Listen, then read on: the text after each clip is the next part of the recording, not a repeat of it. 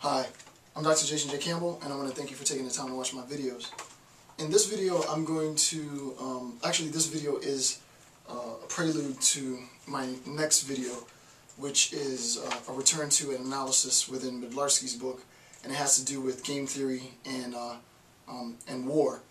And in this video, what I'm going to do is talk about a specific aspect of game theory known as the game tree. I'll talk about game tree construction, what the game tree is, how the game tree is constructed. I'll use the idea and the concept of game theory and game tree construction to talk and analyze international war and the escalation and de-escalation of international war. It's actually a very, very sort of technical discussion, but I'll make it super user-friendly. Also, there's a bit of trivia. I'm sure you guys are wondering what the title of this video means, right? I'm not going to tell you. Real nerds know what CPE1704TKS means, right? CPE1704TKS.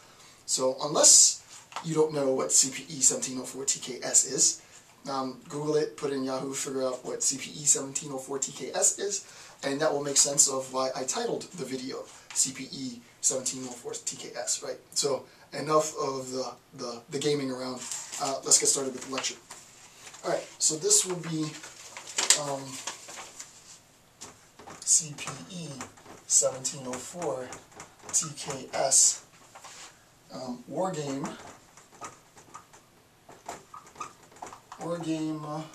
theoretics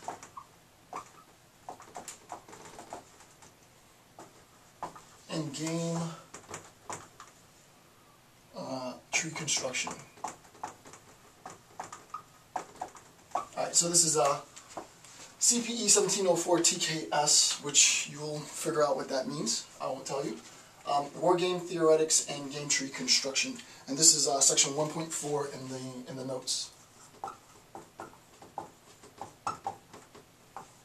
All right. So basically, I'm going to describe how to construct your basic game tree. Right. So this will be a very, very simple explanation of what a basic game tree is. Okay. So constructing a basic game tree.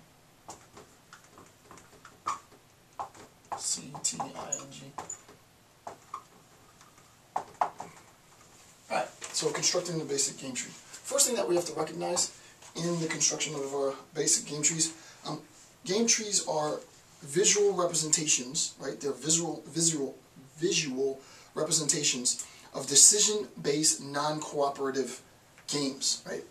So, first of all, decision-based non-cooperative, right? The thing to recognize in a discussion of game trees is the emphasis on non-cooperative games. Cooperative games are games in which both parties contribute to the game, to the system, or the design of the game, in order to arrive at a mutually shared outcome, right? So you would have a cooperative game. Game tree construction is not for cooperative gaming. It's non-cooperative gaming, right? So gaming wherein one person wins, excels, beats the other. Sort of winner's-loser idea. That's sort of general and gross, but just to make it simple, a person wins, a person loses, right? So non-cooperative gaming, but not only non-cooperative gaming, non-cooperative games that are themselves contingent on decisions. So the emphasis of the game is going to be on decisions that are made by the actors, who are the gamers, quote-unquote, or the parties to the game. So the actors will be presented with a decision. Based on their choice, based on their decision, it will create options. And those options will lead to outcomes, and so on. And what the game does is it tries to conceptualize the totality, if possible, of all the decisions that all the members and actors within the game can make. And this idea of game tree construction is an essential tool, right? It's a very important tool. It's been often used in sort of war game design, right? So in designing war games, in conceptualizing cost-benefit analysis for possibilities in war and outcomes in war, analysts will often use forms of game, and I'm going to give you a very, very super general version of the game tree. Obviously, the trees can get more and more complicated. You can sort of construct trees in any manner.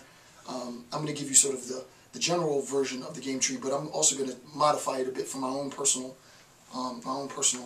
use. If you want to have a better understanding of game tree construction, you can go in and do further research on your own after this video. But this in itself is all that I'm going to do with respect to game trees, because I think this is all you really need to know at this level. All right. Next point: game trees have nothing to do with logic trees, right? I do separate lectures on sort of mathematical logic and the role of trees and logical deductions. The concepts are sort of similar, but they're not the same, right? They're not the same. Okay, number two. So number one was game trees are visual representations of decision-based non-cooperative games. I'm not going to say that a lot, so we'll just say decision-based non-cooperative games, right? Decision-based non-cooperative games, DBNG, right? Decision-based, DB, non-cooperative games, NG. So we're going to be talking about, we'll refer to it from now on as DBNG, right?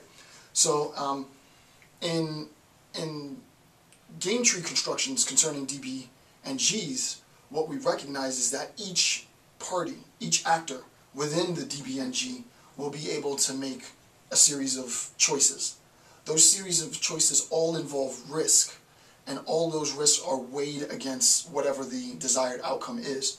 Obviously this applies to war, because in war strategy, which I'll talk about later, we have to recognize and weigh the risk against what we want as a desirable or acceptable outcome, right? So it's extremely integral in conceptualization and strategizing, war planning, and so on.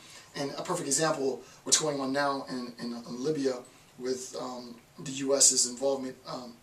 President Obama addressed the nation just a couple hours ago about the U.S.'s role in it, and I'm sure that in a private room somewhere in the White House, his generals and such use some form of game theoretics. They probably have a system. I would imagine there's some software they're running, I would hope, that are running all the possible scenarios in the U.S. involvement in looking for the most practical and which obviously most practical being least cost and also least casualties, the most practical level of involvement by the U.S.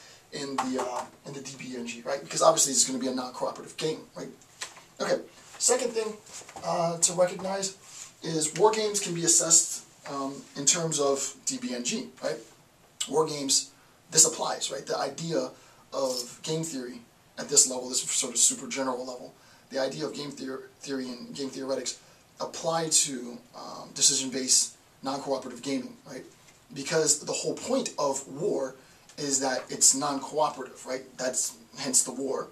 And the decisions that are made, not by individuals but by collectives, which I'm not going to get into now, but by collectives, influence the outcomes in the game, right? So that the outcomes of the game aren't tied to just the decision of one person. Each one of those focal points, which I'll identify later, is itself comprised of a multiplicity of individuals, reaching a consensus to make an agreement. So the version of DBNG that I'll be demonstrating today is a very, very simplified version. It assumes that it's one individual, one decision being made, two options being made. Two options is a possible consequence of that decision, and so on. We can complicate this more, but instead of starting with a very, very complicated construction for game tree, I decided to keep it really simple so that it's user-friendly, and then you can, in your own time, go on and seek more knowledge, right? So this applies to war game construction.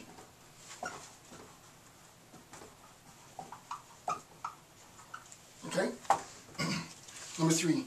The game tree is an atemporal representation of all the outcomes of the game, right? That's very, very important. I haven't constructed the game tree yet. I haven't talked about how this tree is constructed. I'll do all of that momentarily. Once we construct the game tree and you see the game as fully realized, it's important to recognize, well, I'll talk about this more in detail later, it's important to recognize that the tree is in itself atemporal, right? It is typically the case that we progress from earlier events to later events, top to bottom, prior events to more recent events, left to right, right? So this thing happens first, things happen as a consequence. That will be preserved, for the most part, in the tree. this thing happened prior, this thing followed, that will be preserved for the most part in the tree.